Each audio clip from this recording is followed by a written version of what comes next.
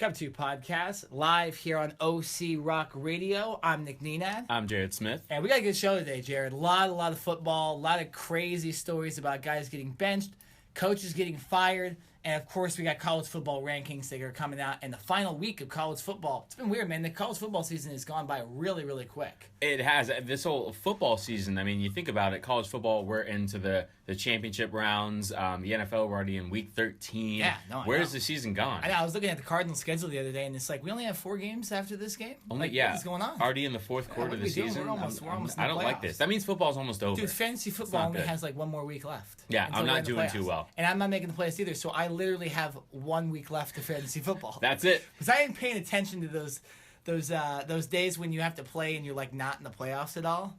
Those are the worst ones. You have to still play, I guess. Yeah. I set my lineup, but it's like, Orleans Stark was going to be my starting running back. Who? Exactly. Yeah. Who? Exactly. I don't think so. I don't know. But so let's start with it. Jared, how was your Thanksgiving? It was fantastic. I played a little football, a little Thanksgiving turkey ball in the morning. Of course. Got beat up a little bit. It was full tackle football. No, it was flag, but got bumped around a little bit. But it was fun. Scored a touchdown. Have a little dance. See, that's all that matters. Worked up an appetite, and then literally went to my parents' house, sat on the couch, ate, and watched football all day. Unfortunately, my Cowboys look like crap again, and could not make me happy on Thanksgiving. But it was good to be with family. And literally just hung out on the couch all day. So it was food, football, family. Couldn't ask for anything more. How about you? No, I did the same thing. I just stayed at my house. We had a little Thanksgiving celebration with a couple of my cousins. They came over. We pretty much I was setting up the whole day in the morning. And I was like, I'm not going to eat breakfast because I'm going to be really hungry for Thanksgiving. And then I chowed down on some meat and cheese and crackers. And by the time Thanksgiving dinner was actually going to start, I wasn't even that hungry anymore because of how much of that I had eaten. So real stupid decision by me not to eat breakfast. But nonetheless, I had a great Thanksgiving. We ended up getting pretty drunk at the end of the night. So it was good. It was good. Rookie mistake by not having a little something in the morning. 100%. Rookie mistake. I'm used to being in Arizona for Thanksgiving. Normally I'm fed by my family over in Arizona in the morning. This time I had to fend for myself. I had to set up the dinner. So it was a little different, yeah. But I did watch the football. I did watch the Vikings play well and beat the Lions. I did, of course, watch the Cowboys lose to the Los Angeles Chargers. And then I did not watch the Redskins and Giants because I'm not going to watch those two teams play each other. So no, both those teams are the Giants are pathetic, and the Redskins are the Redskins. Yeah. They still have Kirk Cousins, so they're the Redskins. Yeah, and speaking of the Giants, there's a little bit of news today. Oh boy, the biggest news day today. That's why we're starting with the NFL section. Eli Manning benched by the Giants, and they're going to start good old Geno Smith, good old. With the good right hand, Geno Smith. Remember, he knocked that guy out the other couple years ago. Yeah. Lost his starting job. We haven't seen him since then. So we're going to get to see good old Geno Smith. I'm excited to see Geno Smith. Really? Not really. I'm just kidding. Oh, I thought you were serious. No, I was going to say, totally Nick, kidding. Where'd this come from? I'm lying.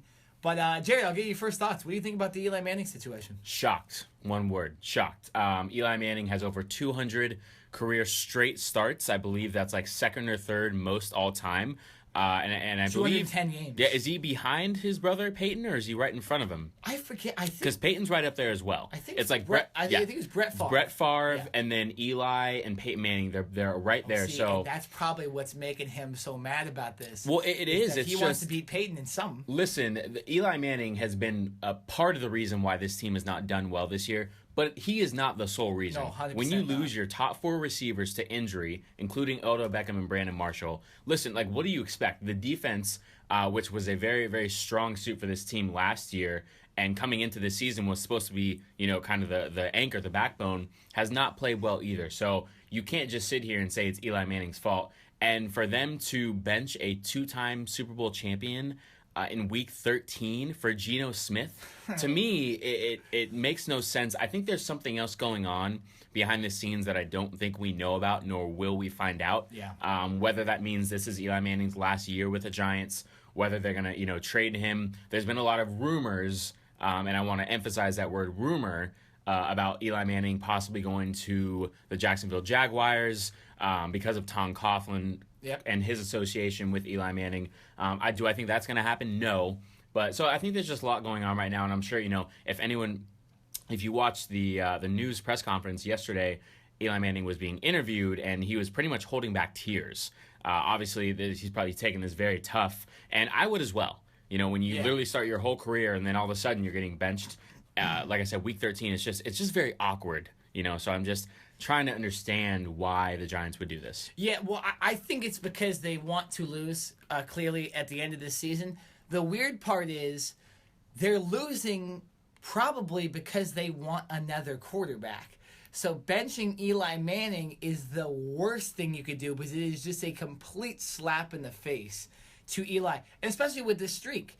You know, you're ruining his streak. He's not going to be able to beat his brother. He probably wouldn't have beaten Brett Favre. I think he'd have to play every game for the next 5 or 6 seasons to do that. I don't see Eli Manning playing that long.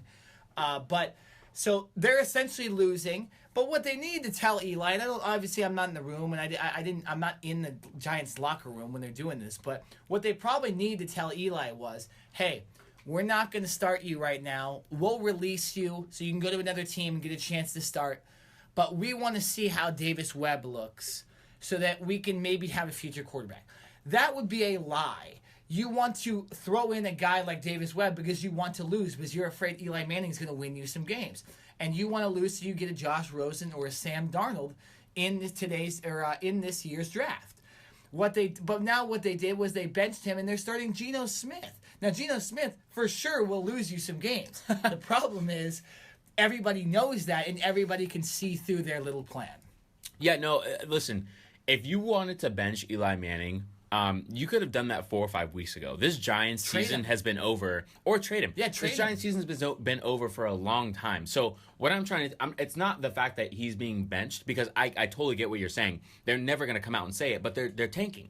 Yeah. And like I said, they're doing it to try to get a draft pick. I totally understand that. But why do it now? Why randomly in week 13? You could have done it week 8, week 9. They haven't had their receivers for the last 6, 7, 8 games. Yeah, their defense has been pretty crappy pretty much the entire season. So why not do it earlier? Why do it now? It's just odd timing for me, and that's I think what everyone is trying to figure out is why now? You know, why didn't you do it earlier in the year? And I don't know, I guess just kind of give up then. What's the point now? So, but no, I do agree. I think they are trying to set themselves up for a better draft spot for next year. And because of the talent that's coming out of the quarterback position, I do understand it. It is a business. And even though you are Eli Manning and you have won 2 Super Bowls in your career, listen, at the end of the day, it's always about next man up and how can we replace you? I don't care if you're Tom Brady. Bill Belichick is always looking to replace his players if they're not playing to the caliber that he expects. And I'm pretty sure that every other NFL coach and NFL organization does the same thing. Yeah. So it doesn't matter that you won 2 Super Bowls. You're going to be replaced at some point. It's just, how long can you hold on to your job? And right now it looks like Eli Manning is lost that job. Well, and of course. And the thing about Eli is Eli had to know that eventually this day was going to come. Not that he'd get benched. What the Giants should have done is waited till the end of the season, said, hey, Eli, we want to move forward with a different quarterback now. We will trade you to wherever you want, or whatever best fits you to start. Probably everybody said the Jacksonville Jaguars because Blake Bortles has been not the quarterback that they expected him to be when they drafted him. And they have a good team. They're 7-4. They are first place in the AFC South. They clearly have a future. They have a lot of young guys. Leonard Fournette, all they need is a quarterback. That's literally all they need. And to get, obviously, Allen Robinson back from injury. You're not going to have that this year, but we're probably going to have that next year. So to have Eli Manning be the quarterback there, he's talented enough to make that. We've seen it in the past. When he's had really good defenses, what has he done, Jared? He's won Super Bowls against nonetheless Tom Brady and the Patriots twice. So Eli Manning clearly can still play. The problem is with the Giants now, they're benching him. They're ruining his streak. They're playing Geno Smith over him, who has been a disaster in New York before, not only once. And now now with all these guys injured and the offensive line injured, it's almost like they're blaming Eli when essentially I thought it was more the offensive line and the receivers getting hurt, which was the reason the Giants were playing bad this season. Yeah. Bottom line is this is not all Eli Manning's fault. No. It pretty much sucks that he has to end his career starting streak this way. Not to say that you want to have him injured or anything like that, but you would prefer him to, I guess, retire and that be the way that his streak ends, not, being forced to be benched or anything like that. So very, very awkward news coming down yesterday on Tuesday. Definitely. Today's Wednesday, day of the show. So very interesting, but obviously, this pretty much says that they're tanking. They're done. This is more than likely the Philadelphia Eagles division to lose, 100%. seeing as the Cowboys and the Redskins are way too inconsistent and cannot win enough games. So, I can't good job, imagine Eagles. the Eagles losing the division, to be honest. No, I think I what is it, read 5 games up or something. Yeah, like that? they're 5 games up, and I read the Cowboys are technically not out of it. The Cowboys would have to win out their last 5 games, and the Eagles would have to lose out. Have they played the Eagles twice this season? Once. The Cowboys and the Eagles play the last game of the season. So there's still a chance, yeah. There's a slight chance, I guess. You start working for the wild card, though, essentially, if the OSTC. Pretty much. Yeah. Pretty and much. So let's start talking about it. So Cowboys, Redskins, Thursday Night Football. That's the closest game from today, Wednesday. I'll let you talk a little bit about the way your Cowboys have been playing because it hasn't been very good. Their offense is not clicking. The defense is not playing good. Did Ezekiel Elliott's suspension really affect the Cowboys this much, Jared? I did not think it was going to, and for a couple reasons. One, the offensive line. And I've said this before. They've lost Tyron Smith, too. We're not going to put that in the bus. He's a huge part. He came back last week, and he played against the Chargers, so I'm not going to sit here and say it's all about injuries. They still are missing Sean Lee on the defensive side, their defensive captain, so that's a big blow. But offensively, listen, a couple years ago, Darren McFadden rushed for over 1,000 yards with pretty much the same offensive line. Yeah. So obviously, none of these running backs can compare to Ezekiel Elliott with his speed, strength, blocking ability, all of that. But I felt that, it wasn't going to be too much of a drop-off. This team could still win games without Elliott. The problem is that whole next man up mentality. Their backup players and the depth has not been as good as we expected. The left tackle that came in for Tyron Smith, Chaz Green, gave up 6 sacks in a game to Atlanta. Made Adrian Claiborne a couple weeks ago look like a future Hall of Famer, which no disrespect or anything. He's not, but not right now. He's not that good, Yeah. and he made him look like a Pro Bowler. And then they brought in Byron Bell to replace Chaz Green, and he did a little bit better. But I mean, still, it's a combination of the depth has not been that good. So this team just really hasn't executed. So defenses are now saying, all right, we're not going to stack the box anymore. We're going to force Dak to throw. Or we are going to stack the box, I'm sorry. And we're going to force Dak to throw. And he hasn't been able to get Des Bryant involved. It's really been, check downs to Jason Witten, a couple throws to Terrence Williams. Even Cole Beasley hasn't really been that involved. So I think the fact that, Dez, your number one receiver, is not even getting looks. You're helping out the defense by not even throwing him the ball. Listen, even if he's double covered, throw it up to him. The guy's a freak. He can make plays. At this point, what do you have to lose? You're going to sit here and keep throwing 3-4 yard check down throws? It's not going to get you anywhere. So I think the offense is definitely scaled back. They're not being as aggressive. And defensively, you lose Sean Lee. And then, like I said, your other players just aren't stepping up. And when you have that combination, it's not going to be a success for this team, and it hasn't so far. So actually this week, they are supposedly changing up their depth chart more or less on defense. They're kind of benching a couple of their cornerbacks and I believe 1 or 2 linemen and bringing in some of the backups to see if they can get some type of spark. Yeah. This is kind of like their last chance hope. If they lose this game tomorrow against the Redskins and the Eagles win on Sunday, I believe the Eagles will clinch the division. I mean, they're going to clinch the division one of these next 2 weeks. True. More than likely. Yeah, and then that pretty much just puts the Cowboys even farther behind in the wild card. So this is kind of their one of their last chances to keep their playoff hopes alive. And if they don't do it now, then you can pretty much kiss the postseason goodbye. Yeah, no, it's tough. I know this as a Cardinals fan. We have the same record as you guys, which is amazing to me, thinking about that when you guys beat us earlier in the season, that we would have the same record. But we're now looking at the same exact thing. Hey, we're 2 games out of the playoffs. We essentially can't lose any of these games for the rest of the season if we want to make the playoffs. So it's tough right now for the Cowboys because you would have thought coming into this year, you guys were you guys had such a good team last year. You got close to getting to the Super Bowl, and now this year it's turned into a year where They take away Ezekiel Elliott. Of course, we all knew that was probably eventually going to happen, but it happens at the worst time. And I if you guys remember, I was warning you guys. I was saying, hey, don't wait too long because you're going to need Ezekiel Elliott later in the season. Now he gives up the suspension a couple weeks ago. The Cowboys are clearly getting affected, but I did not expect the Cowboys to be playing this bad. Obviously, you mentioned the Falcons game, the game last week against the Chargers. The Chargers are a good team. They have a bad record, but they have a good team. And Atlanta's finally finding their stride. But I don't know. I don't know what's happening with the offensive line and Dak Prescott because it just seemed like it's two completely different teams that have played. So it's really weird. I expect them to beat the Redskins this week. I think this skid will eventually will end. I like that you said that they're going to make some changes, but that's what needs to happen. So I expect them to beat the Redskins, but man, has it been a turnaround for the Cowboys. It's been crazy how different they look from just 3 weeks ago. Yeah, no, it has. I mean, a couple weeks ago, they beat the Chiefs, one of the hottest teams in the NFL, and you were like, oh, wow, this Cowboys team is legit. They're for real. You know, even without Zeke, knowing that eventually he's more likely going to be suspended, you kind of felt like, oh, this team can stay alive, right? And then Sean Lee goes down, and then Tyron Smith goes down, and then, the offense doesn't play well.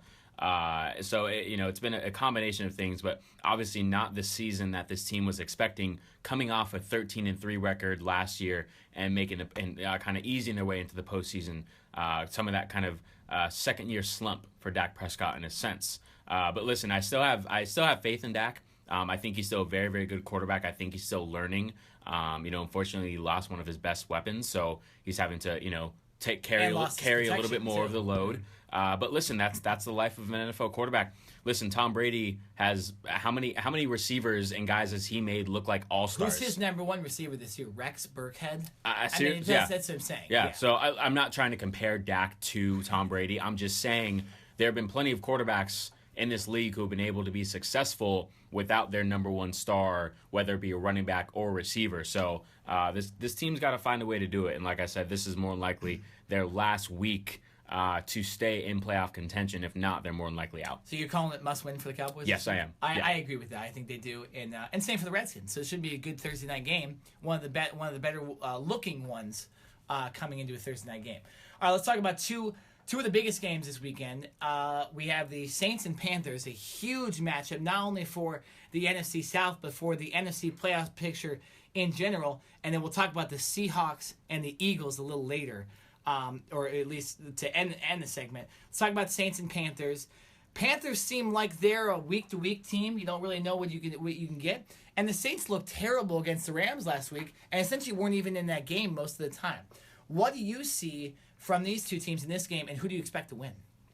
I am going to go with the Saints because they're at home. I do like how you said this team, both these teams are somewhat up and down. I mean, the Saints had won, 7 or 8 games in a row? Yeah, and then they came out, and the Rams, like you said, pretty much dominated the entire game. The Panthers are, I can't get a grip on this team. 1 week, they look really dominant, and then last week, they end up beating the Jets, but it has to come down to, the fourth quarter.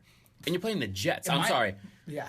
They should have dominated the Jets. That game should have been over in the third quarter. But that's just what this team is. They got Greg Olsen back, but then I believe he left with a foot injury again. So unfortunately, he just can't stay healthy. They obviously traded away Kelvin Benjamin, Cam Newton's number one receiver, traded him away a few weeks ago right before the trade deadline. So, Cam's lost one of his better receivers.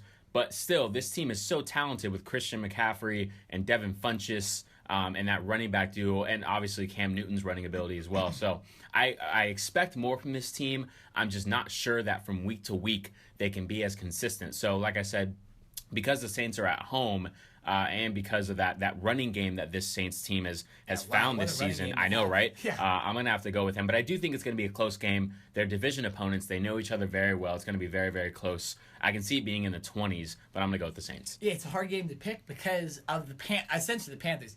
Now, here we talk about inconsistency, right, with the Panthers. Greg Olsen gets hurt. Okay, but you haven't had Greg Olsen the whole season. That shouldn't be that big of a deal.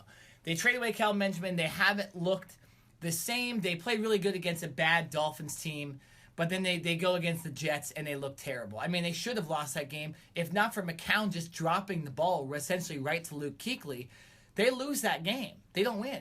the main reason, Cam Newton's 11 for 28. This guy has to be the most inconsistent quarterback in the league this year.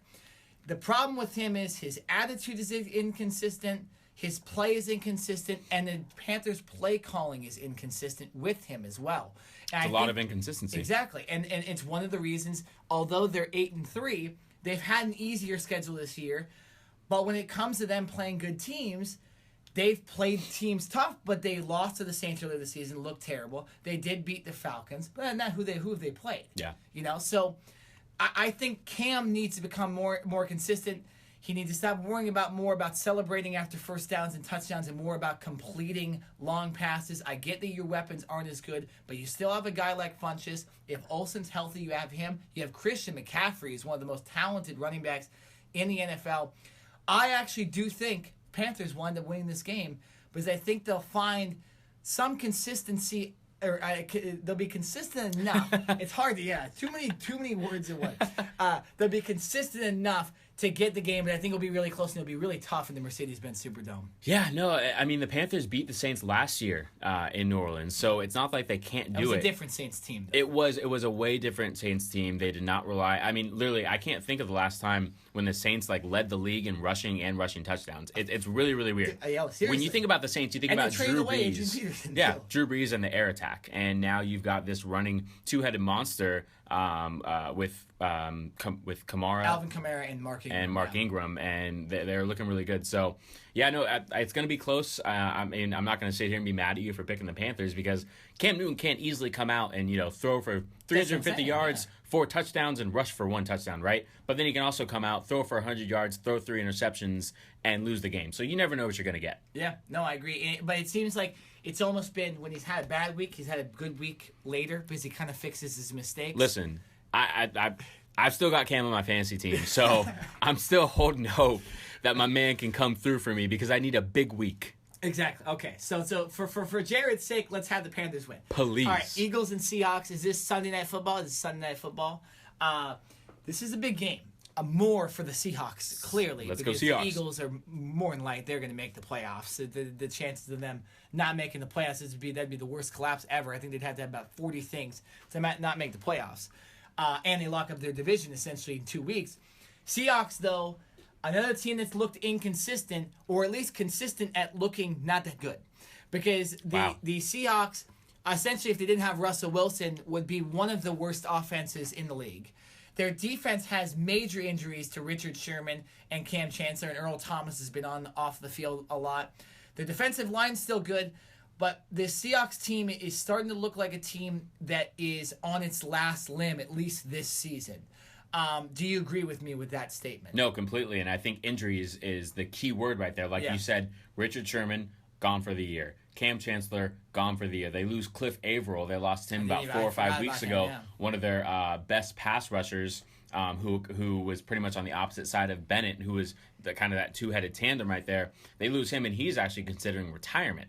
So, listen, you lose that kind of talent on a defense, and it's going to be tough to replace. I agree. You really can't replace that. So, I think the Seahawks team at home can still be very competitive because of that 12th man and that noise factor. I think that is a huge deal for any opponent that comes into that stadium. And as long as this team has Russell Wilson, they will have a chance. But like you mentioned, their running game has been pretty much non-existent.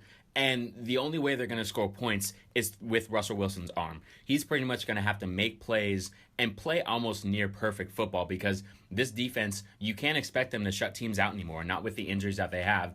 And, like I said, offensively, this is really on Russell Wilson. So I think this is going to be a competitive game because this is in Seattle. If this was in Philadelphia, hands down, right? Agree. But I'm going to give the Seahawks a chance because they're at home. But the way that the Eagles are playing right now, I don't think you can bet against them. No, it'd be tough. Vegas has Philadelphia by 6. I think it'll be closer than that. I think the Seahawks will be going down the field to try to win the game. It will obviously be close. Russell Wilson is a great quarterback. It says it's going to rain. It says it's going to be in the 40s at this game, too. This is an open-air stadium as much as how loud it is. It is an open-air stadium in Seattle. So the rain will affect the two teams.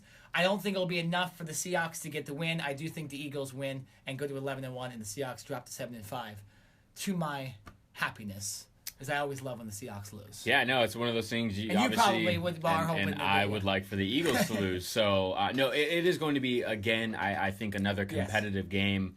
And I can see the Seahawks squeaking this out. Absolutely. But because, like I said, because of the way the Eagles have been playing, and the thing is they haven't really let their foot off the gas pedal. Like, they know they're in full control of this division, this NFC East right now, with the Cowboys and the Redskins being way too inconsistent, but they're still not letting up. Offensively, Carson Wentz is still chucking the ball all over the place, making it look really easy. And defensively, this Eagles team has played a lot better than I expected. Jim Schwartz, their defensive coordinator, former head coach of the Detroit Lions, came over and brought in this kind of wide 9 look, which means they have 4 defensive linemen. And instead of playing closer together, they kind of spread their guys out, which what happens, it forces the offensive line to have to spread out farther.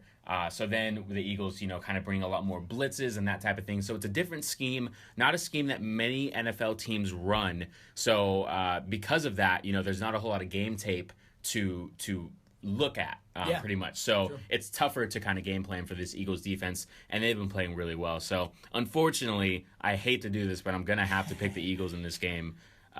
Trust me, I don't want to. Yeah, it's hard this season to pick against the Eagles, and the Seahawks have not been the Seahawks of late. What I mean by that is the last couple of years they haven't looked the same. So it should be a good week of NFL football. On the other side of this break, though, we're going to talk about what the college football week has been, and it's been crazy last week, and it's going to be crazy this week. We're going to actually do most of the rest of the show on college football because there's so much news. We're going to take a break because we got to go to break.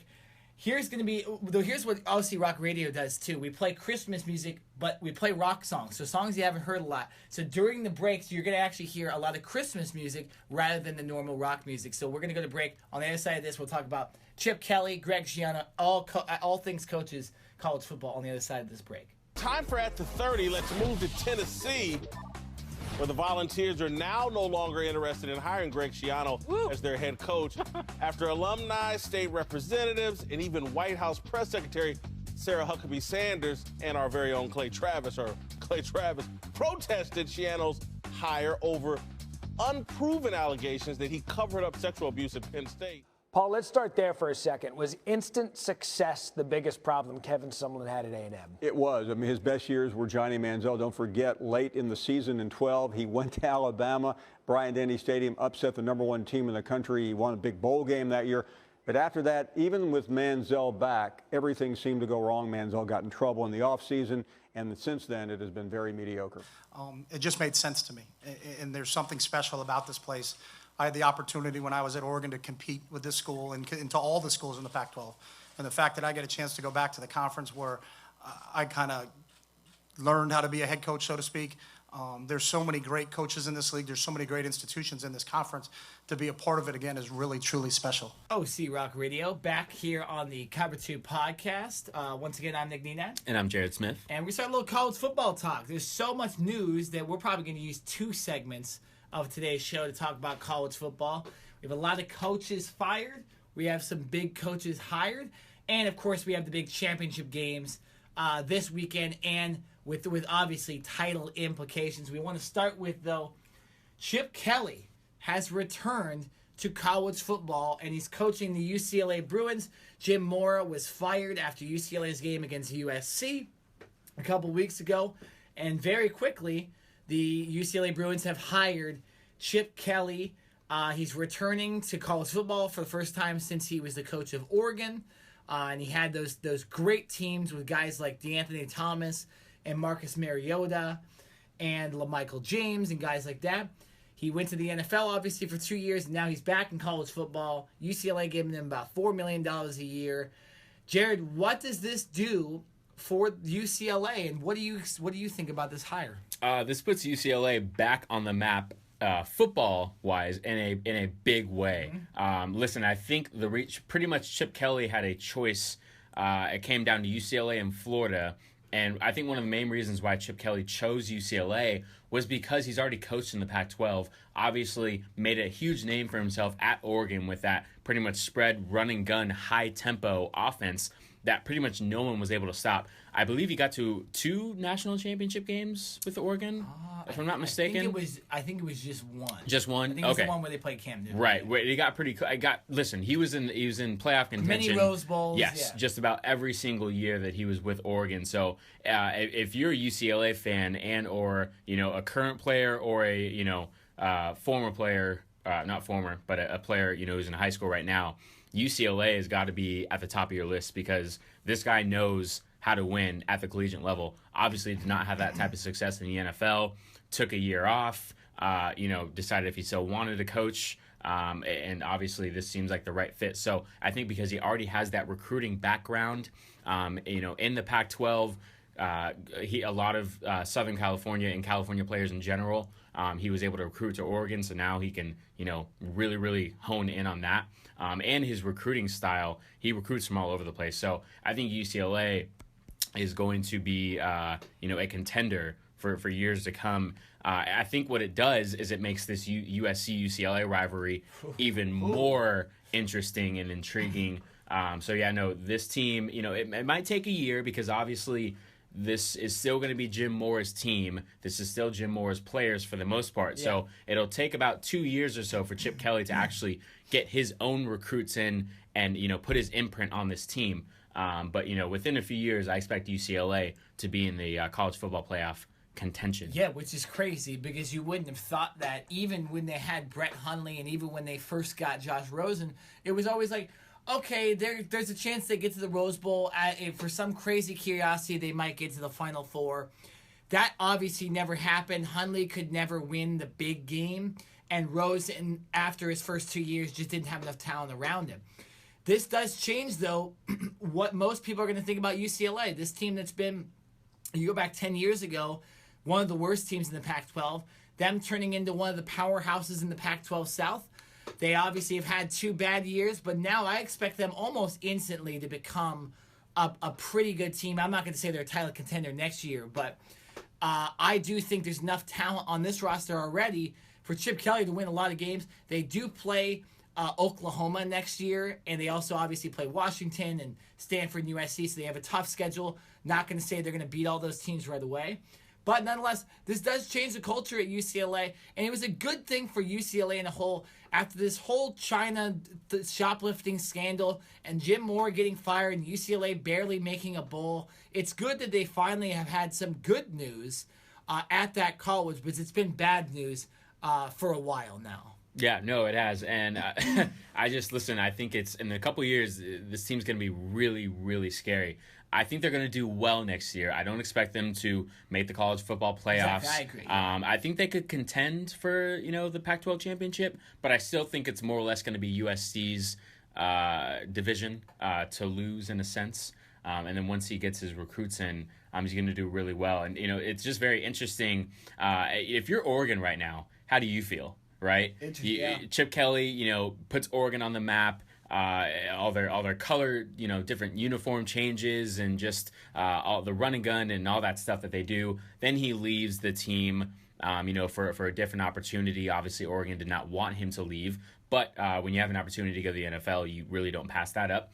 And now he's back in the same conference with a different team. And if he has any type of imprint with UCLA like he did with Oregon, everyone else in that conference better look out. But if you're Oregon, how are you feeling right now? Are you like, does it suck? Are you kind of like, damn, I wish maybe he could have came back to us, or do you wish that he would have gone to a different conference? Well, see, the problem with saying that is if you can remember, he had a little bit of a scandal going on. There was a couple recruiting things that it was a lot like what we've seen with college basketball recently with the Adidas and the shoes. There was a chance that Oregon was going to get in trouble. They went on 2 years of probation. It was a lot like USC, but not as bad, obviously, as the Reggie Bush situation. That was one of the reasons people think that Chip Kelly ended up leaving Oregon. So I don't think it will matter to them that much. I would be more concerned about Oregon at how we messed up Mark Helfrich being our coach, because he seemed like a very good coach. And Chip Kelly's been gone for, 4 or 5 years now. I don't think you can still blame or be looking back at Chip Kelly and saying, oh, we wish we had him. Now, if you're Oregon, you really want to beat Chip Kelly. I'll tell you that for sure. But other than that, I think Oregon, they're in the North anyways. They don't even play UCLA for sure every single year. worry about fixing your own team because your own team wasn't even that good this year. So, but nonetheless, moving back to UCLA, obviously Chip Kelly will have to surround himself with a good coaching staff. It should be interesting to see who he keeps on the coaching staff. UCLA might next year be getting a very good quarterback in Dorian Thompson-Robinson, if I'm getting that name right. He's a kid from Bishop Gorman, that powerhouse school from Las Vegas that had Snoop Dogg's son, if you remember that little reality show, ESPN show, that was on Bishop Gorman. Dorian Thompson-Robinson is a very good player. He is staying. He stated that he's going to stay at UCLA even after Jim Moore was originally fired. A lot of their other recruits have said they're going to stay. I haven't seen too many that said they're going to leave.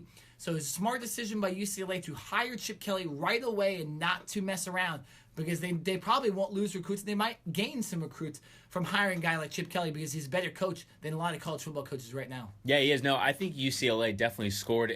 I think I wanted to know. I wasn't able to see the press conference, the introductory press conference, but I'm very interested to see why he did choose UCLA over Florida. I understand that he's more familiar with the Pac-12 and potentially the recruiting can be easier for him. But in my opinion, I feel that right now Florida actually has a better roster and a better team than UCLA does. So who knows? Maybe he wanted a challenge, or maybe it was just the familiarity and the challenge. But if I'm a coach, I feel that Florida actually would have had a better has a better roster and is better built for success in the short term. But like I said, who knows? Maybe he wants a challenge. He's very familiar with this Pac-12, and in a couple years, this team could be a powerhouse. Yeah, it's interesting. Me as a fan of the UCLA Bruins, this is a crazy thought that we have Chip Kelly as our coach. It was almost like I can remember when the Lakers hired Mike D'Antoni. It was like, wow, we're really going to be good. Obviously, that didn't work out, but still, it's a weird thing to see Chip Kelly in UCLA blue when we saw him in Oregon green, and there was a lot of hate towards him from a lot of Pac-12 teams because they were so good and they ran a scheme that kind of annoyed a lot of people. Well, now I'm happy they have that scheme, and I'm excited to have Chip Kelly on board. So good for UCLA and good for the Pac-12 in general, because this year they're probably, unless something crazy happens, not going to have a team in the Final Four this year. It'll be the first time, I believe, since the Final Four has been created that there isn't going to be a Pac-12 team. But it'll be good for the Pac-12 as well to have maybe a super powerhouse in their division. Now, Jerry, let's talk about fired coaches, because we're talking about a big hire. Let's talk about fired coaches. Kevin Sumlin finally fired at Texas A&M. We talked about Jim Mora. That was expected. Let's start with Kevin Sumlin. They're obviously going to have to pay him a ton of money to leave. What did you necessarily see this coming, or did you think that Texas A&M might go one more year with him? No, I felt that this was inevitable. Everything that's gone on with this school lately, there's been rumblings and rumors of this happening pretty much for over a year now. Kevin Sumlin's had to walk on eggshells pretty much with this team. It's kind of like he loses a game and, is he going to get fired this week, right? Like he's had to win. Every game has been like a must-win for him. And, as a coach, you kind of, or not as a coach myself, but for these coaches in college and the professionals now, that's kind of how it is these days. You can get fired at any moment. These schools make so much money that they're willing to buy out these coaches for millions and millions of dollars if they are not producing. And obviously with Texas A&M moving to the SEC conference a couple years ago, the best conference in college football, it's a step up from the where were they before? The Big 12? Big 12. The Big 12. It's a step up from the Big 12 as a whole. Obviously, offensively, they've still been able to score points, but defensively, they haven't been able to stop anyone. No, and I think that's been Texas A&M's kind of, one of the things that's hurt them the most. Kevin Sumlin is a big-time offensive coach, offensive-minded. Not to say he's as good as Chip Kelly, but he's one of those guys that like to spread the ball around, 4 or 5 wide receiver sets, does not run the ball a whole lot. And defensively, I just don't think they get good enough recruits. They're not as good. So for me, it was more or less inevitable that this was going to happen. One of those things to where he's going to find another job. It's a huge circle. that all these coaches do, just like we saw with Chip Kelly. You get fired from one place, maybe you take a year off, maybe you go back as an offensive coordinator or something like that. You spread the fire again, you get your name out there rumbling, and in a couple years, more than likely, he'll get another head coaching spot. So I definitely don't think that we've seen the last of Coach Sumlin. I just think that his time with Texas A&M was up, and they need to bring in a different voice in a sense. Yeah, 7-5 this year is not going to cut it. No, not in the SEC. And you're right. In the SEC, it is a little different. I do see Kevin Sumlin landing another job somewhere else. He's still a good coach. It just didn't work out. I see his situation as a coach being better than Jim Mora's because, sorry, my voice is a little head coaching job or a coordinator job. I right can see away. him get another head coaching job, to be honest. Jim Mora, he took over Rick Neuheisel's players when he went to UCLA and did well. And then when his players came in, he didn't do as well. So that's a little bit different of a situation. He recruited Johnny Manziel. He brought in Mike Evans when they had him. So he essentially was the creation of that team back when they were really good and they were beating Alabama and Manziel was running college football. Now, though, it just seems like, people are choosing Bama and LSU and Georgia and other schools like that over them. And that is a little bit of someone's fault, but I'm not going to put the full blame on him. He'll get another head coaching job. I see what you just pulled up on the screen. I was just about to say that. There has been rumors that Jimbo Fisher, the coach of Florida State, might be the guy to come to Texas A&M. Personally, I don't know why you would leave Florida State. They're having one bad year. I think Florida State's made like a bowl for like 75 straight years. Obviously, that's an exaggeration, but it's been a long time. I don't know why Jimbo Fisher would leave Florida State and go to Texas A&M. I get it's the SEC, but the ACC is not playing that bad. The national champion from last year is in the ACC, and they're number one again in Clemson. Florida State has been a powerhouse. You still have all that talent. I don't know why Jimbo Fisher would leave to go to Texas A&M. Do you know why, Jared? Listen, it would be very tough to leave a Florida State because right now Florida State is no doubt a better team, even though their record will not show that. Florida State is not good this year because they lost their starting quarterback pretty much at the beginning of the year. Yeah. They had to play a freshman who was just not ready to play. And from there, the offensively at least, this team was not able to score points. Defensively, they are actually very, very good in my opinion. But when you can't score points on offense and your defense is on the field pretty much the entire game, you're not going to win that many games. So I think for Jimbo Fisher, I guess apparently he has a history with Texas A&M's athletic director. I guess they worked together back at LSU back in the day. The SEC, it is, like I said, the best conference in college football, in my opinion. So I think it will be a step up for Jimbo Fisher from playing in the ACC. So, there are some, that athletic director connection, being in a better conference, wanting to possibly have a little bit more control potentially, because it seems like Texas A&M is all in on Jimbo Fisher. Seems like they want to throw all their resources at him. So if I'm Jimbo Fisher, I'm asking for the world. I'm saying, all right, I want to be one of the highest paid, if not the highest paid coach in college football. I want to have a say in everything that goes on with this program. And if they are able to throw all those resources at Jimbo Fisher, I think there's a good chance that he leaves. He's made his mark with Florida State, and not to say that he couldn't stay there for another 10 years and keep that team contending, but at a certain point, maybe he wants a fresh start. And obviously Texas A&M, they do get a lot of good recruits. He's in Texas.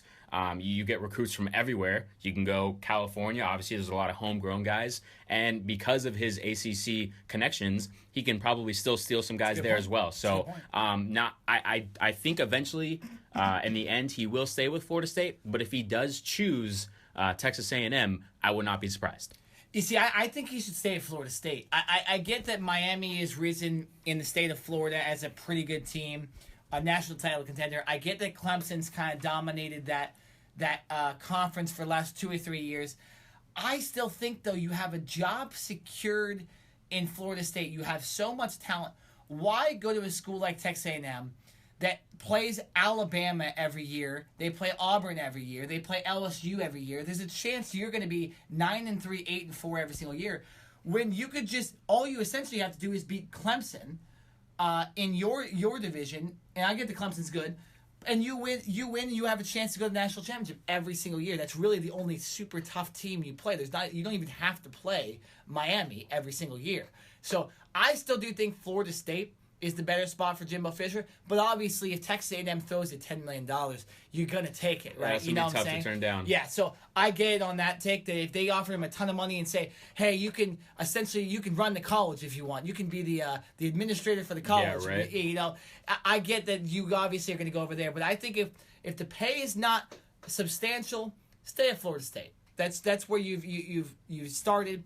You create a dynasty there. Stick with that. You have one bad year. Don't overreact to one bad year, and the 1 year you don't make a bowl. Yeah, no, I think the last point that I want to make is if he does leave, I hope it's not because of the money, but I hope it's because, you know, he sees a better opportunity at Texas A&M as far as more resources, having a little more control. If one of the main reasons he's leaving is either just because of the money or just because they had one bad year, I think that's the wrong decision. I think that's the wrong way to look at it. But I don't think he's the type of guy that would do that. I'm just saying those are not the reasons why he should leave Texas A&M. No, totally agree. So let's move on to the last situation. This might be the craziest situation of all of the coaching carousel moves we saw this past weekend, this past week. The University of Tennessee hires Butch Jones.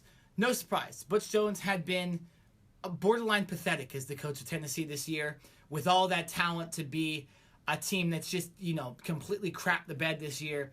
That's disappointing. They lose to Vanderbilt this year. I mean, my dad went to Vanderbilt, but still, that is disappointing. When you lose to Vanderbilt when you have all that talent with Tennessee, you're doing something wrong. Butch Jones gets fired. No surprise there. So then this weekend, we see that Greg Schiano is signed on to be the head coach after he's finished his commitments with Ohio State. Obviously, he is the defensive coordinator, right, at Ohio State? He is, yes. Defensive coordinator. He's been great. Their defense is awesome. Greg Schiano, there's been a head coaching kind of cloud over his head that he's going to be a head coach soon. Tennessee makes an agreement. Students protest. Twitter goes crazy. And Tennessee goes, no, actually, we're not going to hire Greg Schiano. Crazy situation. It has to do with the fact that Greg Schiano was involved in the Penn State scandal, the Jerry Sandusky, Joe Paterno child molestation scandal. Obviously, one of the craziest in sports. Horrible time there. He was somewhat involved in that. He was named in some documents. But Tennessee, I still think, and I've heard this from a lot of people, and I'm going to take this from some people, I do think that it had to do with the fact that they thought they were going to get John Gruden. Really? They thought they were going to get John Gruden. They didn't. They thought they might be able to get Dan Mullen. Dan Mullen doesn't go. He goes to Florida. And now they had to settle for Greg Schiano. They probably weren't super happy about their third choice. And then the students go, no, we don't want that. And Twitter goes crazy. And within 2 hours, he's not the coach of Tennessee. Jared, thoughts on this crazy situation? Yeah, no, definitely crazy. And supposedly Greg Schiano and Tennessee, they had a verbal agreement in a sense. Because he's the coach of Ohio State. He wants to finish out his term. They might be going to that. They might be going to Final Four this year, so you can't have your coach, going. Very true, yes. But the fact that they did have a verbal agreement. 100%. And then, like you mentioned, the student, fan base and Twitter explodes when they find out that Schiano is potentially going to be the next head coach, and everyone freaks out. And then all of a sudden, they back out and they get cold feet. So very interesting that more or less you would let your fans and you would let, people who are upset on Twitter be, I guess, one of the main reasons why you pull a contract off the table, because you don't want to look bad for hiring a coach who was potentially named in this Jerry Sandusky scandal. And listen, I am not saying that lightly at all. That whole scandal is obviously very, very serious, and if he did have anything to do with that, he should not be coaching at all. I feel that when he did get the job at Ohio State, I'm sure Ohio State obviously knew about this. I'm sure they had their own vetting process and vetted him very thoroughly. And like I said, I don't believe he would be at Ohio State right now as a coach at all if they felt that he was involved in this in any type of way. Urban Meyer has come out in his defense. A lot of his other coaches and players have come out in Greg Schiano's defense. So if that is, the main reason why Tennessee is not hiring him, you can't fault Tennessee for that. But it has to be because they think that. It can't be because Twitter thinks that or because, the student body thinks that. Point. Right, it has to be because they feel that, hey, you know what? Maybe we missed something, or maybe we actually, on second thought, we feel that it's not in the best interest for us. Yeah. If you want to sit here and let other people decide who your coach is going to be and decide, your school future, then you know what? If I'm any other coach in college football, I'm not going to Tennessee because you know that they're not going to make the best interest for you and for the school. They're going to let other people decide that. Yeah, no, it's a crazy thing that Twitter. And this is why people protest, right? That's just because people, there's a chance that things could change. These students at Tennessee and these fans at Tennessee protested the minute they heard Greg Schiano was going to be coach at Tennessee.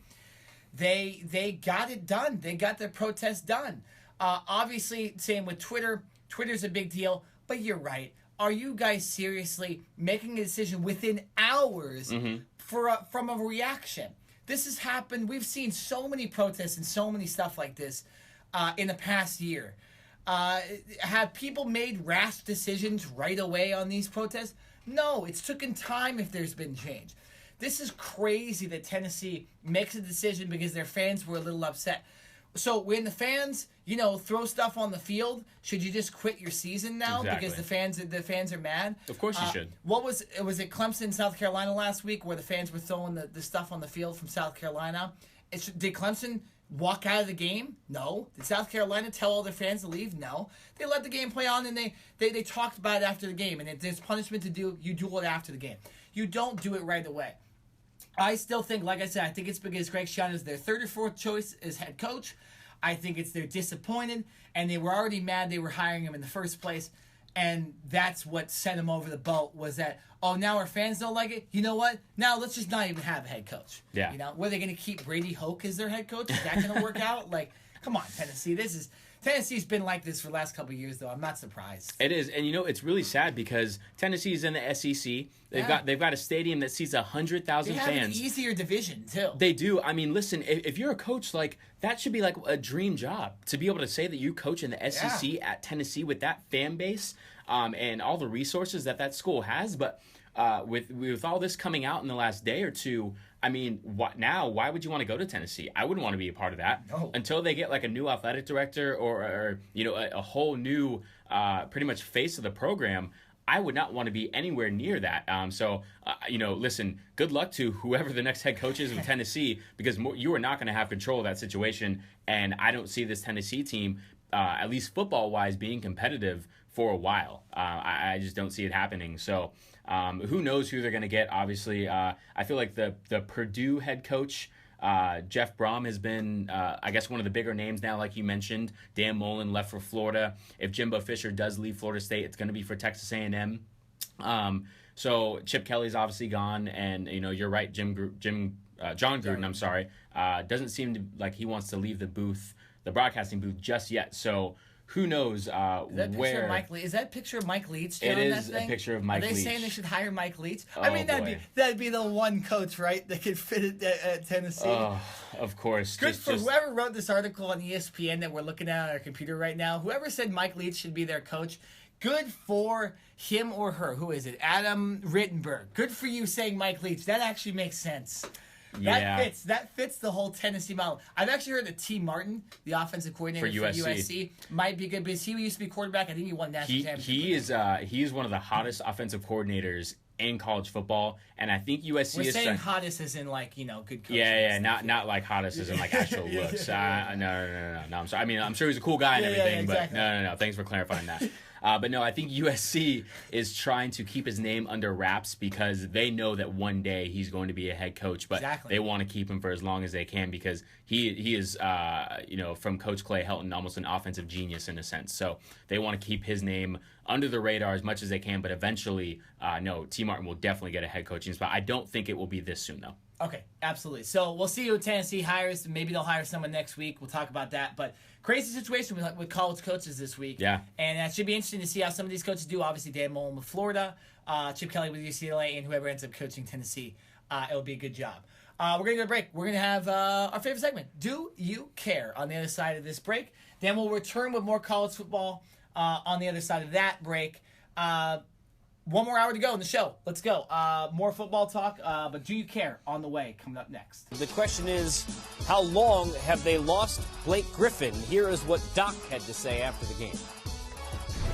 I don't know yet. They're going to evaluate him, probably do some testing tomorrow, and then we'll just have to wait and see.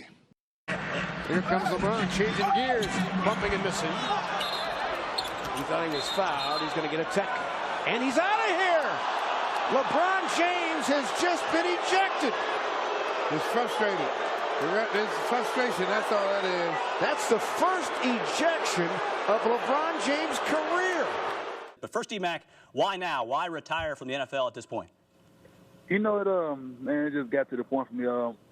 I just wanted to play ball, and, then I sat back and thought a couple of days, and, I just feel like my mind wasn't in it anymore like it should be. And, I love the game so much, and I don't want to go out there and try to half-step it if I'm not going to give it my all. And, like I said, at this point, I just feel like my mind was kind of done with it. It was a mental beatdown for me this year. And, something I feel like it was just time to move on to the next phase of life. Back on the Cover 2 podcast, Nick, it is time for our favorite segment of the day.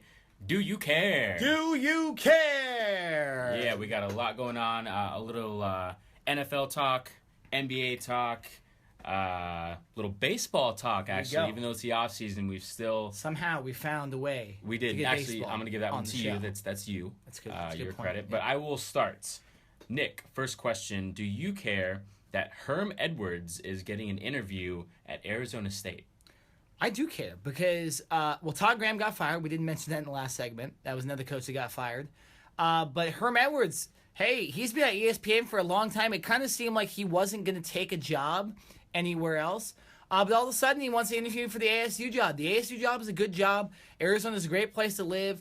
ASU is clearly the only college in the Phoenix area, too, so you're going to be able to try to recruit all those kids from Arizona that are good at football.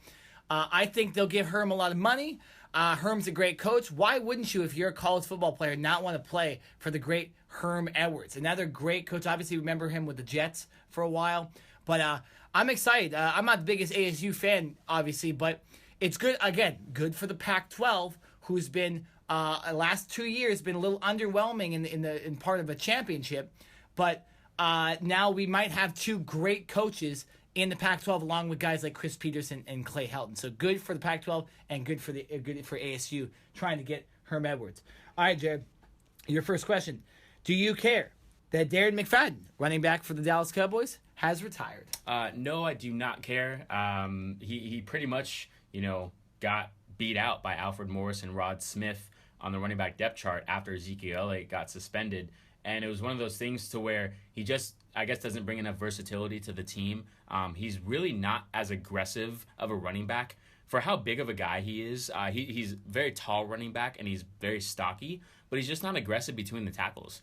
He doesn't really play special teams other than kick return, but Alfred Morris and Rod Smith bring a little bit more versatility to the table, and that's one thing that these Cowboys coaches definitely look at. If you're not, a star player, they want their role players and other guys to be able to do multiple things, and Darren McFadden just wasn't able to do that. So not a surprise that they let him go. I guess a little bit of a surprise that he did retire. He did play 10 seasons in the NFL.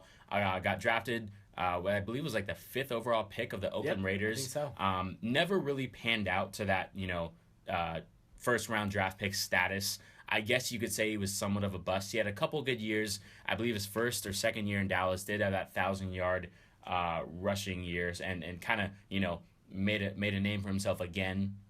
But once the Cowboys drafted Elliott, it was pretty clear that it was going to be his team and it was going to be tough for McFadden to get reps. So, hope he, who knows if he goes into broadcasting or if he just, finishes his career. He's definitely made enough money to where he doesn't have to play or do anything like that again. So, I wish the best, but not really surprised that he did retire.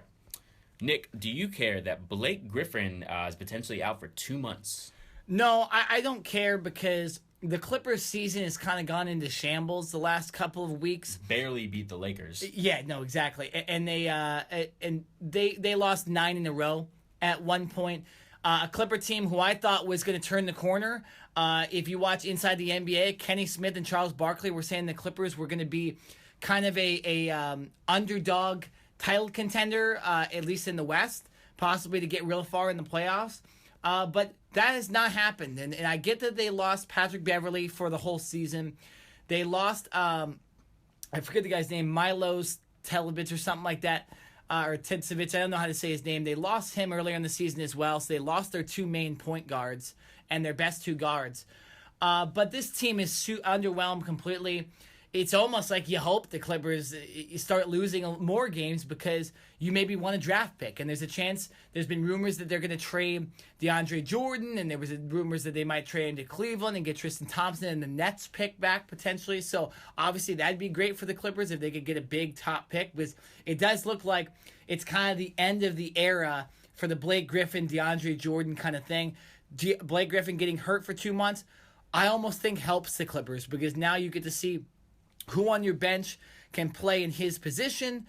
You can possibly trade DeAndre Jordan, and you can kind of do some other things and not be as mad when you start losing games as you were earlier in the season when you did have your top guys. So, no, I don't care. I wish, obviously, Blake Griffin all's well in his injury recovery. But other than that, no, I do not care that he's out for 2 months. Jared, do you care that LeBron James got ejected for the first time in his career the other night? You know what? I do care, and it is because it's only his first time. I didn't really, that's a weird stat, something that I guess you don't really keep tabs on too much, and I would have expected that at some point in his, tenure that he would have been ejected before, but it's amazing that throughout his career, this is the first time that he's ever been ejected, and he's not really a guy that gets super heated and gets in referees' faces. Yeah. Obviously he does get upset sometimes, but I feel that he's very good at managing his emotions and understanding that he is the best player on the court, and he's only hurting his team if he's not on the court. So I think it was one of those things. The referee came out and said, that he basically ejected LeBron because LeBron was throwing, pretty much cursing at him and got up in his face, and supposedly didn't obviously throw a punch, but just kind of, listen, you can't really do anything to these referees anymore. They pretty much have all the power. So if the ref thinks that for one instant you were in any way, being derogatory or being negative towards them, they can toss you. So it's his first time. I don't see it really happening too much or too often again. So very interesting though that it's his first time. So it was, but I think they still ended up winning the game, right? Yeah, Cleveland. Yeah. So they win by a lot even when he got thrown out. Yeah, it wasn't a big deal that he did leave the game. So, Nick, do you care? Last question for you. That Giancarlo Stanton has named his teams that he would like to be traded for or traded to. Yes, I know. I care a lot because one of those teams is the Los Angeles Dodgers. And as you guys know, the Dodgers were 1 game away from winning the World Series. Now, this is an interesting thing here because the Dodgers don't necessarily want Stanton because of his contract, but from what I've heard, Stanton wants to play for LA if there's a team to go to, and if he does actually get traded, he wants to go to LA. He obviously wouldn't mind probably going to his San Francisco Giants or a St. Louis Cardinals or another team anybody can think of. Those are really the 3 major teams. But the Dodgers don't want to take his contract. They don't want to take the $295 million over 10 years that he's owed. And the Dodgers also don't want to trade a huge prospect hit for him, someone like Walker Buehler, a starting pitcher in the Dodgers organization, or Julio Urias, who is a player, obviously, that got hurt earlier this year, a super young pitcher that was pitching for the Dodgers last year, and he had shoulder surgery, but a big prospect. So the dilemma here is, do you take on the money, which the Dodgers don't want to do because the luxury tax is really hurting them lately, or do you want to trade a big prospect, which they don't do and have in the past done very well at bringing their prospects up, a.k.a. Corey Bellinger, a.k.a. Jock Peterson, Clay Bellinger. This has all worked out for the Dodgers so far. It led him to Game 7 of the World Series this year. So there's a little dilemma with the Dodgers. Even though Stanton wants to come to them and wants to play for them, the Dodgers don't necessarily want him and don't necessarily need him, to be honest. But there is hope, and if you can think about this too, the Dodgers do get Adrian Gonzalez's contract, which I believe is $21 to $23 million a year, off the books next year. There is always the chance, which would suck, but that Clayton Kershaw opts out of his contract after next year too. So there is room, at least after next year, for Stanton's big contract to kind of fit in. They also did lose Andre Ethier's contract this year as well, which I believe was $16 million. Nonetheless, though, little dilemma for the Dodgers here and Stanton. I more than likely see him going to the Cardinals or Giants because they need that middle of the order bat a lot more than the Dodgers do. But if the Dodgers got him, obviously it would be a little bit almost like a Kevin Durant move. You lose in Game 7 of the World Series, you lose in Game 7 of the championship, and you add one of the best players in the league to your team. Obviously, it'd be great for Dodger fans, but I actually don't end up seeing it happen. I don't end up seeing Stanton going to the Dodgers because of all those problems. Jared, last question. Do you care that the University of Arizona's basketball team has lost 3 in a row after being number 2? I do, and at the beginning of the year, a lot of people were kind of saying, should Duke be the number 1 team in the preseason poll, or should Arizona? Arizona has a lot of talent. Unfortunately, one of their best players has been injured. Sean Miller has been with his program for years and has easily, put this team on the map. They've made multiple, Sweet 16 appearances throughout his tenure. But listen, this team lost 3 straight games in a row, 3 straight back-to-back nights to North Carolina State, SMU, and Purdue. That should not happen if you are the number 2 team. I don't care if you're playing 3 straight games in a row. Last year, Arizona didn't give up more than 85 points at all in one game. They've already done that twice. They gave up 90 points to North Carolina State and 89 to Purdue. So that right there should tell you defensively this team is not where they should be. Exactly. And listen, I guess the only good thing about them losing is that it's so early in the season that they have time to make it up. True. So they haven't even gotten into conference play yet. So this team turns it around. They can easily get back into the top 25. And if they get back into the top 10 and they start playing well, maybe people will forget about this slow start. But like I said, when you're the number 2 team, and I understand that the preseason polls, you shouldn't take too much stock into that. But just the talent that this team has, there's no way they should be losing like this. This is definitely a big deal. And Sean Miller, listen, man, if you're not careful, I'm not saying you're going to get fired or anything like that. But no, listen, you don't go as number 2 team and lose to 3 straight games in a row to Purdue, SMU, you North know what Carolina the funny State. thing is? So there's 8 teams in the battle for Atlantis. Yeah. And they got 8th place. They got last place. No, I'm sorry. You can have injuries. They went 0-3. You can have whatever you want. That should not happen at all. So Sean Miller, you and your team get it together because that is unacceptable. I don't even follow Arizona that much. I don't need to follow Arizona that much to know that as a number 2 team, you should not do that at all. Interesting little quip too. The absolute worst time for U of A to do this because ASU now is actually ranked in the rankings, and U of A is not. ASU actually looks like a pretty good team. So as far as that rivalry goes, U of A has smacked them around for probably 25 to 30 years in basketball. And all of a sudden now, U of A loses 3 games. I believe ASU, they might be undefeated for all I know. And now there might be a little change in Arizona basketball for the first time in a long time. So the absolute worst time for U of A to do that, and it happened in the Bahamas as well. Yeah. All right, that's it for Do You Care? On the other side of this break, we're going to finish out the podcast with some more college football talk. We're going to be analyzing all the big championship games, and we're going to actually give our predictions for who is going to be the final 4 teams and the teams that are going to go to the national championship this year. We'll be back. Let's look at the top of the rankings right now and see who the new number 1 team in the country is, and it is... Hey. The reigning national champion Clemson Tigers back on top. Man, who's behind Clemson at number 2? Ooh. The Auburn Tigers, after beating Georgia and Alabama, both of whom are ranked number 1. One of Auburn's 2 losses coming at the hands of Clemson. Now the Tigers at 2. At number 3. Swing pass monster. Oklahoma. Hey, think about this. If it were to wind up like this, we've seen Jarrett Stidham against Baker Mayfield before. Jarrett Stidham started the game at Baylor. But I want to make this point. We're talking a lot about Auburn right now and teams that are peaking and playing their best football. And you talk about who the best 4 teams are. I would argue Oklahoma is peaking right now. Let's see 4. The right it answer. is Wisconsin. That's the right answer. It is the right answer, but I'm disappointed Joey didn't fall off the chair. And, it's amazing. All year long, we talked about Wisconsin's non-conference schedule. We talked about their schedule not having played anyone. And when it's all said and done, if you're in Wisconsin right now, you have what you want. You beat Ohio State, you're in the playoffs. So all they can do is say, you know what? National media, take this. We have 1 game against a team the last time we saw them in this spot that beat us 59-0. So I think if you're Wisconsin, you got everything you want right now. Back on the Cup of Tea podcast, final segment of the day. We're going to extend on college football a little more.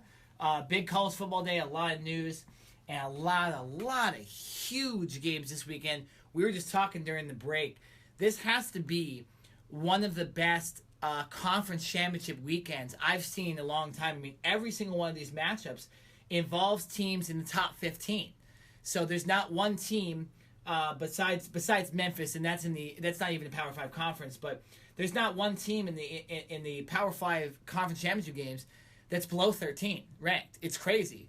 And as far as the rankings go, this has got to be the craziest final week. We literally don't know who's going to be in the Final Four at all yet. There's not one team that I think is locked into a spot. So it's crazy, and we're going to talk all about it right now. So we'll talk about a little bit about last week's games. Obviously, we had Miami get upset by Pittsburgh.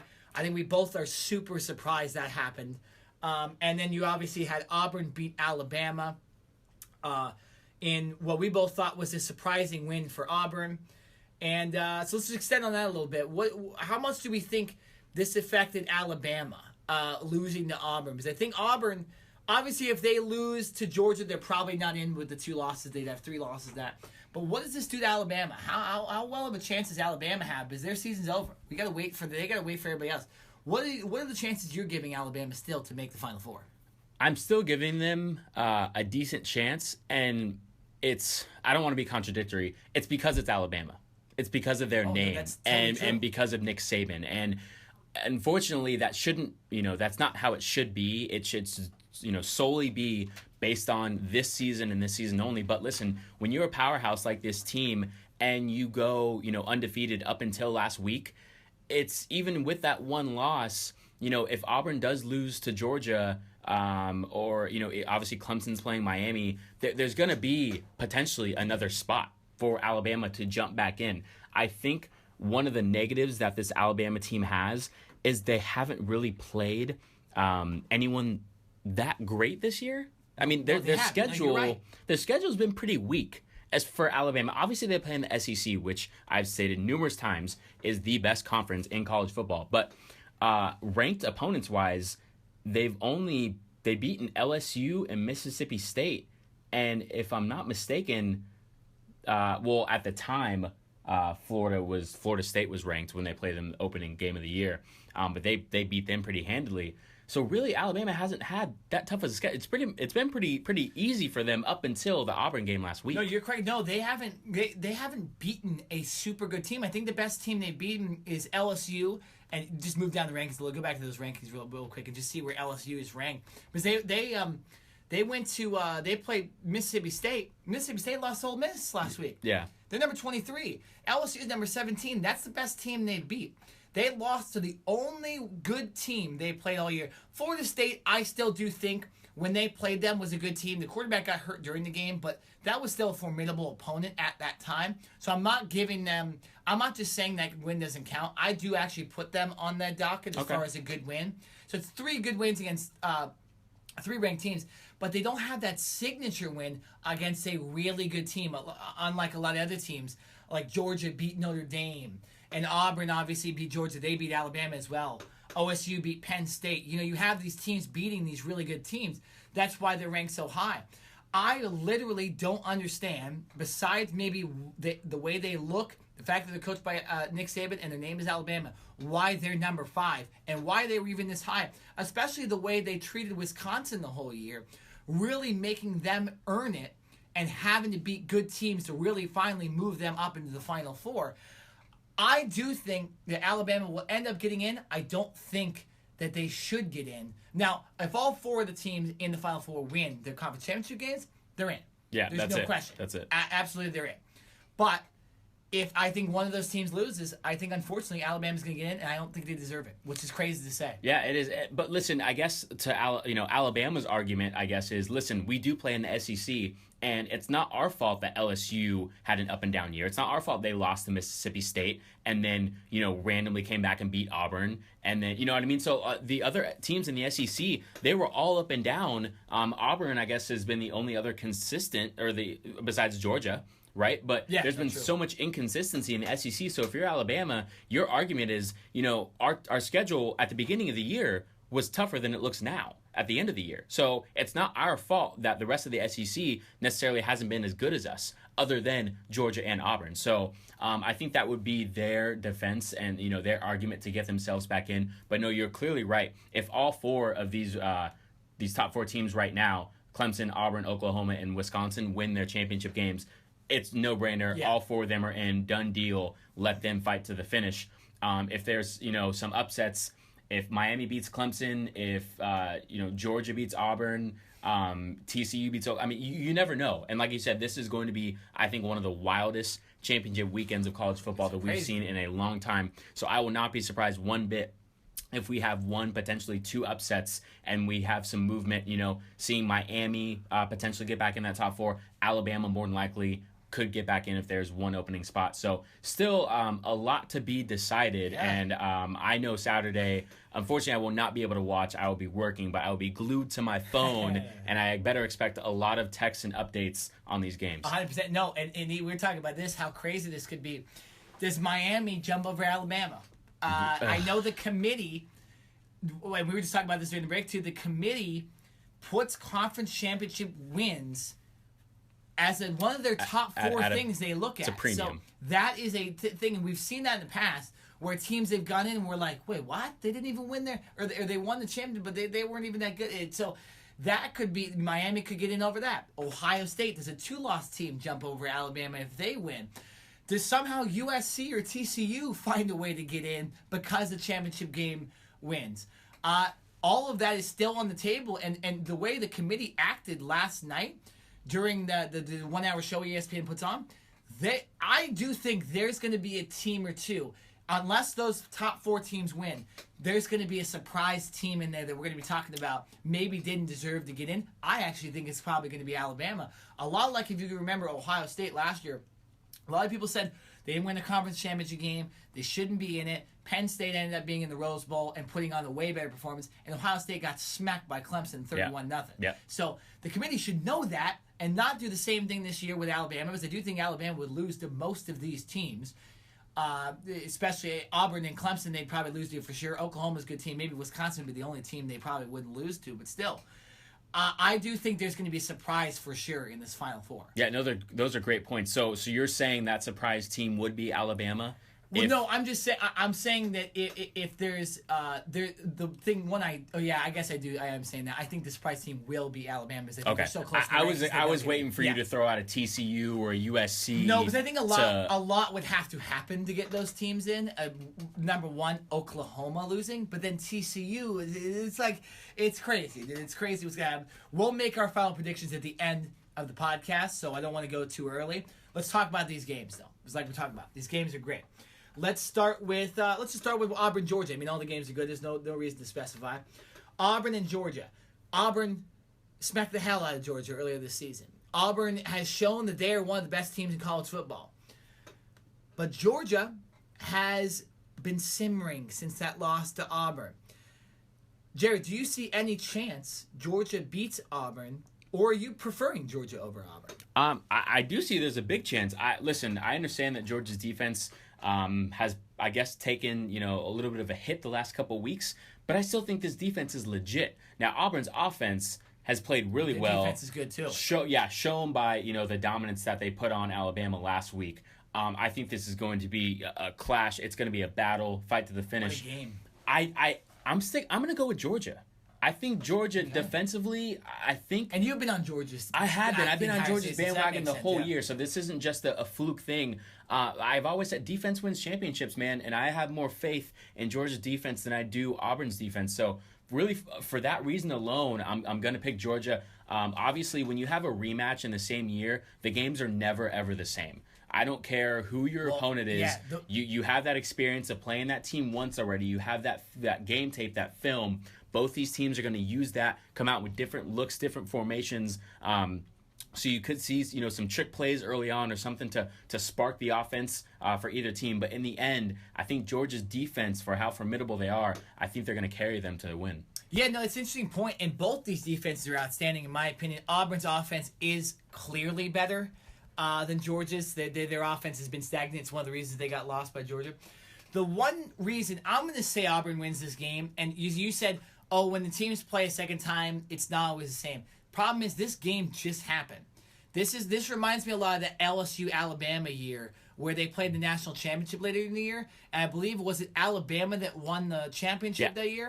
Yeah. So I do believe Georgia, or actually, I actually don't think that's going to happen this year. I think Auburn, because their offense is so much better than Georgia, I do think they'll end up actually winning this game and beating them twice in a row and getting in as the first 2-loss team into the Final Four that we've seen in the Final Four era. Okay. Yeah, no, listen, this is going to be a great game. Absolutely. It's hard to pick. Like, no blowouts. This is going to be very close. I can see this coming down to a field goal, something like that. But I'm going to stick with Georgia. They've only lost one game this year. I'm keeping the faith in this team. I've been riding them all year long. So, listen, until they prove me wrong, unless they get blown out or something like that, then I'm sticking with Georgia. Not necessarily thinking they're going to win the championship outright, but at least for this matchup, I think they can beat Auburn. Well, I want to specify, when I'm talking about LSU and Alabama, that game was really, their first game was really close. I think it was 9-6. There was no touchdown. This was a blowout, and that's why I'm going to give Auburn the benefit of the doubt and say they probably won't lose. If you're beating a team by 30 or whatever, you're probably not going to lose them next time. So I just wanted to clarify that point I was making. Okay, let's move on. Clemson, Miami. This looked like it was going to be the best matchup maybe of the entire college football season. Could have been 1-2. Until Miami decided to lose to Pittsburgh. Miami, to me, when they play on the road, are a completely different team than when they play at home. I think Clemson has played better the more the season's gone on. They've earned my respect a lot more. They should be in the Final Four. Not necessarily number one. I do think Oklahoma is actually the best team in the nation. But Clemson definitely deserves to be up there. I think Clemson wins this game, no doubt. Miami showed they weren't as legit as we all thought they were last week. Their quarterback, Rozier, he's not interesting to me. He doesn't look like that good quarterback. So I think Clemson wins this one. I think they'll win it by a touchdown. Yeah, no, like you said, going into this matchup, this could have easily been the most intriguing game of this championship week. If Miami would have beat Pittsburgh, they probably would have been the number 2 team. You would have had number 1 versus number 2. That would have been just crazy to see, right? Obviously, Miami has a huge hiccup and ended up losing to Pittsburgh in a complete stunner. I don't think anyone would have assumed that going into last week. So now, yeah, I think Miami, they're kind of stunned and shocked. They have a lot of talent, and I think they can compete with Clemson. But right now, Clemson is clearly the better team. Yeah. I'm not saying they're going to roll over Miami, but this is not going to be as close as I think it was. I think Miami, I think their pride is hurt a little bit. I think the only way Miami that stays in this game is with their defense. They're ranked 15th. They give up less than 20 points a game, so they have to really hang their hat on that in their turnover game. I know they've got that turnover chain that's been really popular this year, right? Every time they get a turnover, that person gets the chain and gets to run around with it and stuff. But I think Clemson's got too much firepower, and I think they're going to, for the most part, handle Miami relatively easily. Yeah, no, I think the same thing. The problem with Miami is they had 2 bad weeks in a row. Even when they played Virginia, they barely beat them. So clearly on the road, they're not as good. This game being technically on the road in Charlotte, North Carolina. We both got Clemson. Ohio State, Wisconsin. This is one of the more interesting matchups to me because we're finally going to get to see Wisconsin play a real legit opponent. This is a hard one for me to pick. I'm actually going to go Wisconsin. I think Wisconsin will win this game. I think Wisconsin, there's a reason they're undefeated. Their defense plays really well. Their offense is good enough. I do believe Wisconsin will end up beating Ohio State, especially if Ohio State, JT Barrett's not playing. I know he got injured in the last game. That interesting thing with the cameraman and all that stuff. I never heard what happened with that. But especially if JT Barrett doesn't play, and I think that whole cloud hanging over them, Wisconsin wanted to win this one. Close game, obviously, but I think Wisconsin will get him. You brought up the key factor for me in JT Barrett. Yeah. If he's healthy, I think Ohio State wins. Like we've said, Wisconsin has not had a good schedule at all. They've had pretty much a cakewalk up until the end of the year when they had to play Iowa. Michigan still has good defense.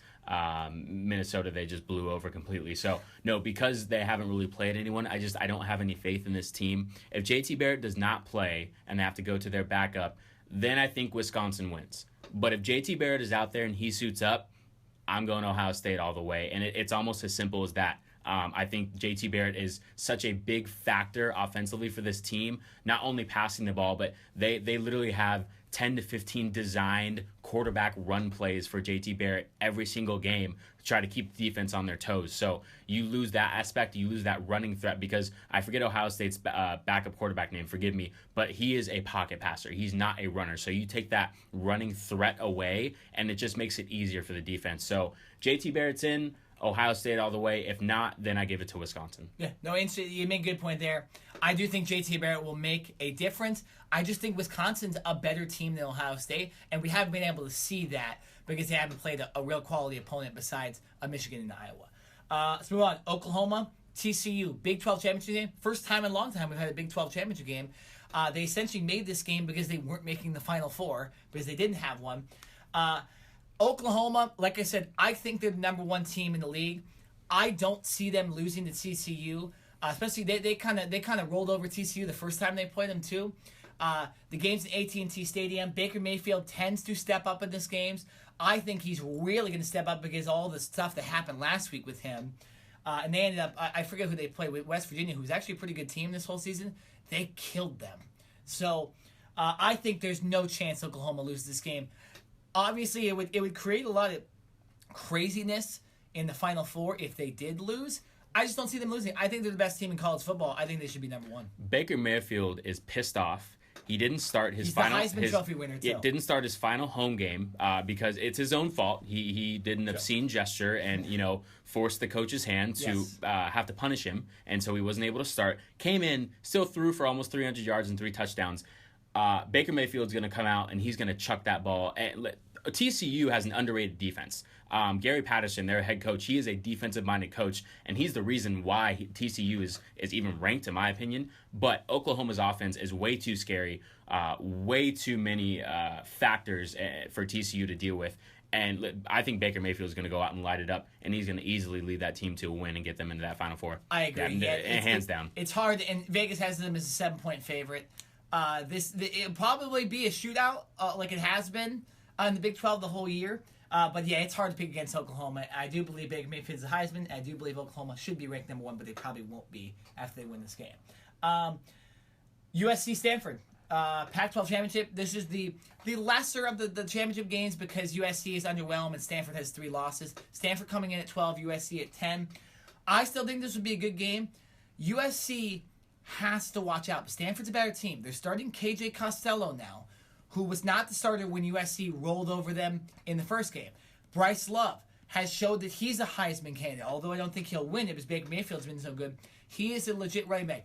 This is the one game where I could see the team that's seated a little lower winning this game. I could see Stanford upsetting them, but I'm going to go with USC. I think they win by a field goal. Yeah, I'm going with USC as well, but I think there's a lot of factors to this game. USC just had their bye week last week. They were the only FBS school or football program to not have a bye week during the middle of the season. Scheduling. So they finally get a rest. Is that good for this team? They kind of had some momentum going, so are they going to come out a little rusty? Stanford is coming off a huge high, whooping Notre Dame last week. Win. Bryce Love, I think, is going to be a huge X factor. He's dealing with multiple injuries right now, mainly a high ankle sprain that he's pushed himself through. He really didn't even have to play last week because Stanford was pretty much clinched the Pac-12 North. So, but he still played anyway, knowing that he was coming off of, or they were going to have a short week. Playing USC this week. I believe Stanford, they played on Saturday, but this game is against USC is on Friday. Mm-hmm. So one less day to rest. He still chose to play, still wanted to be out there. So he's obviously going to play this week, but we'll see how healthy he is. So a lot of different factors. I'm still picking USC because not only did they beat them in game 1, but I think that the rest factor, the fact that they pretty much got to sit back and watch Stanford, dominate, so there's just more film for them to watch. So I'm going to give it to USC, but even though this is a 10-12 matchup, so not as exciting as Auburn, Georgia, or some of the other championship games, this is going to be a sneaky good game, and I'm picking USC in a close battle. I'm thinking 27-24, something very, very close. Hopefully Sam Darnold has a good game. Yeah, he hasn't had a good game in a while. I think for USC, they're going to have to try to control the clock because Stanford will. Stanford can literally line up in like a jumbo package Exactly. and tell you they're going to run the ball, and they will still run it for 5-6 yards. Did you see to when carry. they were on the goal line the other day? Yeah. It's Notre Dame, and they had a bunch of those linemen coming. They had literally like 8 linemen in the game, and they Love still it. scored a I love touchdown. So Stanford can easily control the clock for 5-10 minutes at a time. So USC is going to have to be very strategic. We already mentioned T. Martin, their offensive coordinator. He's going to have to, have a good game plan, not chuck the ball all over the place, run the ball with their stud running backs and control the clock, because you give Stanford the ball and they're going to wear out USC's defense too much. But in the end, USC, close victory. Absolutely. Real quick, UCF, Memphis. UCF, one of the only 2 undefeated teams in college football. Crazy game against South Florida last week. 2 questions for you, Jared. Number 1, is there any chance they lose to Memphis, No. who's been a good team all season? And number 2, any chance they get into the Final Four, being an undefeated team? No and no. They will not lose to Memphis. One, that's just flat out. Memphis is easily just not as talented. I'm sorry. And number 2, they're not going to get in because of the conference that they play in. And I understand that committee, they're trying to be a little more diverse and understand that, try to bring other teams in from out of the top 5 power conferences. But because UCF does not have the strength of schedule that some of these other teams do, even a 1-loss team or even a 2-loss team like TCU or USC, they don't have that same strength of schedule. So because of that, I don't see any way that UCF gets in the top 4. They would either have to change conferences or schedule better opponents next year. Yeah, they got to schedule good teams. They need to play like Alabama at the beginning of the year or USC. You know what I mean? They need to have a better schedule to make themselves more formidable. If not, they're still going to be ranked every year, in the top 15. They can go undefeated and they can do all these things. But until they play tougher opponents, unfortunately, they're not going to make it, in my opinion. I'll say 3 things about this game. 1, I disagree with you that they're totally going to beat Memphis. Memphis is a good team, but they played UCLA earlier this year. They did beat UCLA. Scored a lot of points. Yeah. When UCLA was healthy, too. When they were actually, a solid team. But I do think UCF will win the game. Number 2, their head coach is another candidate to get one of these jobs. I can't remember his name. I think it's something Scott. He's another interesting guy for one of these big head coaching jobs, because think about this, dude. UCF went from 0-12 in 2015 to 6-6 to 12-0. That has never happened in college football history. So this guy, legit coach. I think he's been in the NFL for a bit. He's been under some of the best coaches in college football history. But watch out for him. Also, the third thing, I don't think UCF will get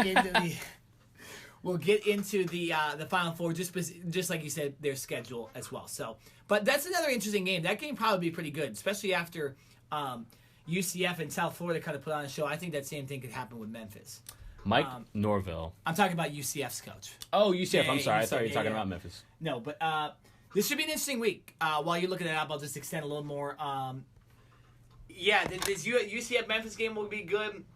But yeah, man, I've never seen a week like this before, where we've had this many good college football games, period, in one week. I get we have conference championships every time, but man, this is a crazy week. Scott Frost, the coach for UCF, we finally got it up there.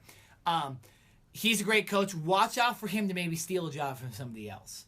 All right, Jared, let's give our Final Four predictions. I think we kind of already did it by picking the games. We did pick Auburn, so we expect Auburn to be in. We did pick Clemson. We expect Clemson to be in. We both picked Oklahoma. The only one that we both kind of disagree on is Wisconsin. That's the one team we think could lose.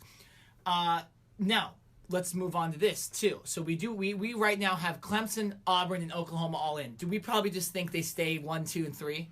I do. Maybe possibly Auburn number 1 if they beat Georgia, but I think Clemson beat Miami. Yeah, unless there's some type of blowout, true. I think it does stay 1, 2, 3, and then number 4 is up in the air. True. And so, do you think Alabama gets in, or do you think they put one of these lower ranked teams in because they win a conference championship? I think they put Alabama in.